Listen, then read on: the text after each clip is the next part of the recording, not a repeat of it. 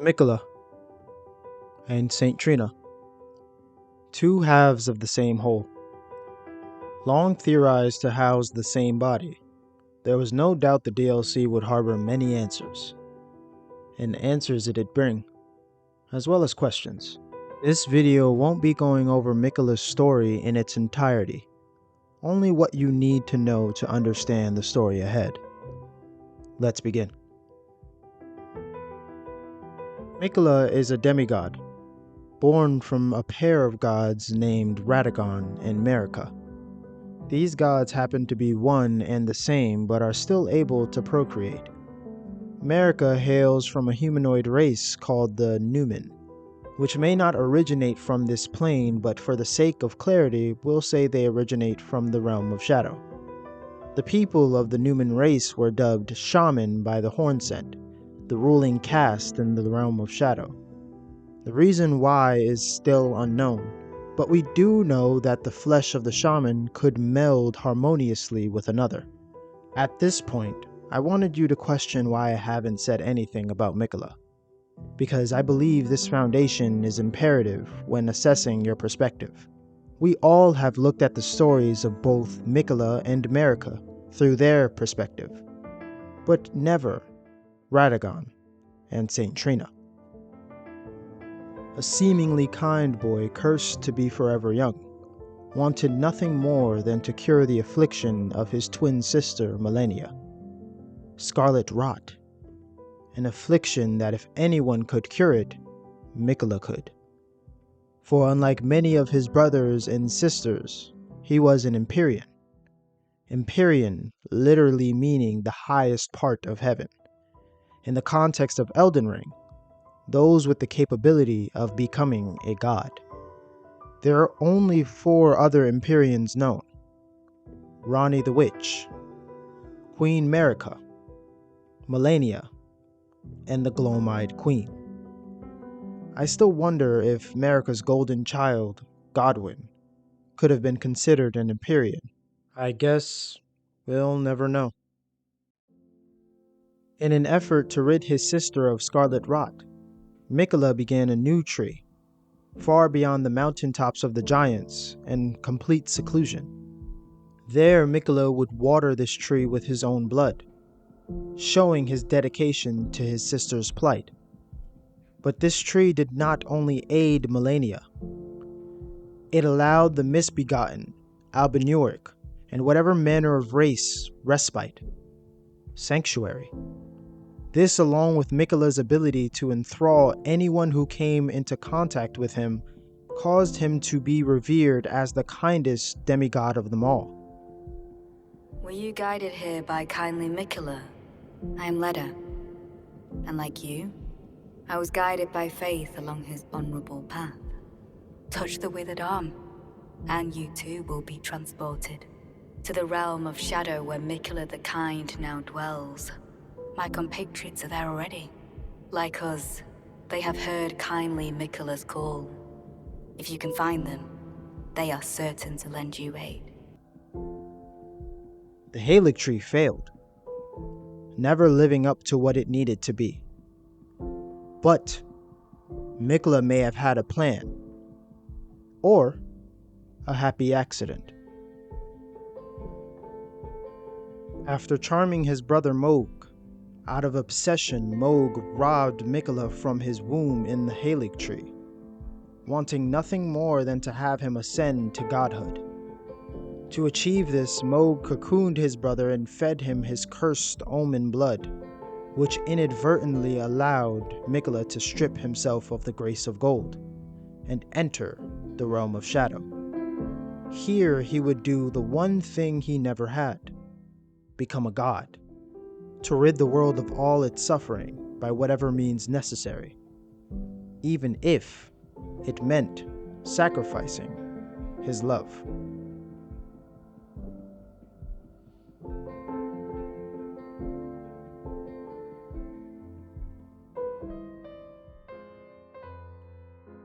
Before I continue, know that this bit can only be speculation, aside from the facts shown in game. Feel free to let me know your interpretation in the comments. On the way to Stone Coffin Fissure, there are 2 crosses. One reading, "I abandon here my doubt and vacillation." The second one reading, "I abandon my love." Personally, I find this sad, as I take the words "abandoning my love" literally. Miquella is abandoning his love for all things, and by proxy this causes him to separate from the most loving part of himself, Saint Trina. His doubt, his vacillation is because of his disagreement with his more loving self. Where I get this interpretation from is the fact that Saint Trina does not seem to have the same ability to charm those around her. One can argue that the allure of sleep is insatiable, but not forced. As we can see from the final boss fight in the DLC, Miquella not only has the ability to charm the hearts of others, but steal the hearts of the unwilling. Henceforth Ansbach's reluctance when following the path of Miquella. Ansbach knew that Mohg's actions were not his own. This, coupled with the defilement of Mohg's body by Miquella, shows that if Miquella was kind, it is either gone or twisted. Saint Trina, prior to the split, put people to sleep. Sleep, biologically speaking as well as spiritually speaking, is healing. The lands between is wrought with war and maleficence. The gift of rest might be the best thing to have in a world like this. So what exactly happened to this pair? Well, let's dissect the dialogue we receive from Saint Trina in Teoldr's questline. Miquella, stop. Don't turn the poor thing into a god. These are the very first words Saint Trina would give you after imbibing her nectar 4 times. The interesting thing about this nectar is that it puts you to sleep eternally, which is a point we will explore later. Another interesting thing is that they use the word imbibe and not drink. Why do I find that interesting? It's because imbibe does not only mean to drink, it also means to absorb or assimilate. Imagine if every time you are put to sleep by Saint Trina, it is her way of sharing a part of herself with you. I digress. Trina is straightforward when it comes to informing you on Miquella's intent. She even refers to Miquella as a poor thing, showing genuine care for his situation. I also speculate that it took Trina 4 times to talk to you, because she had to make sure you could come back.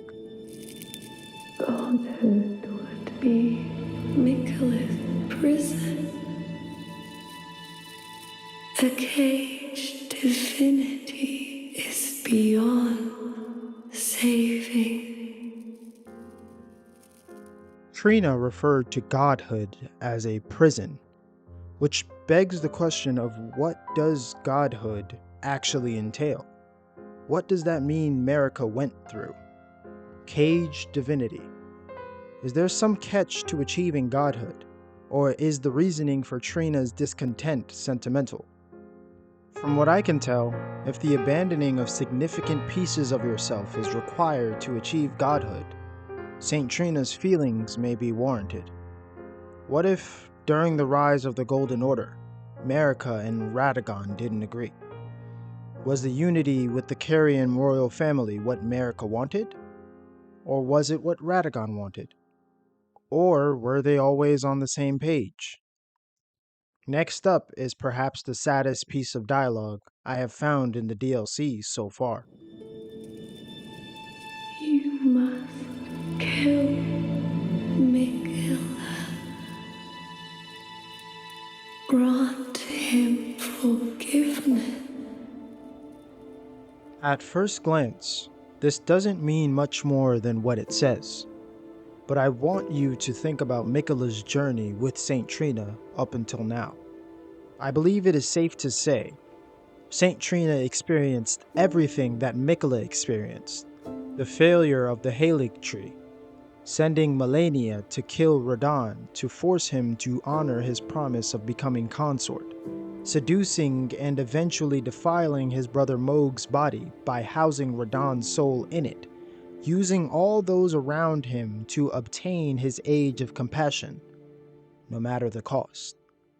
After your millionth try, you do the impossible once more and slay a god. You can go back to Saint Trina and find that she has fallen. Silent. Dead. Her asking you to kill Miquella was essentially her asking you to kill her, despite them being separated. So ask yourself how this dialogue sounds when directing the words of Saint Trina to herself. Godhood would be my prison, caged in divinity, beyond saving. You must kill me, grant me forgiveness. This disagreement between these two halves would prove traumatic for Trina, altering her powers. From rest to a velvety end. The things that Trina would put to sleep no longer wake up. And in the end, neither will she. I'll see you guys with another story.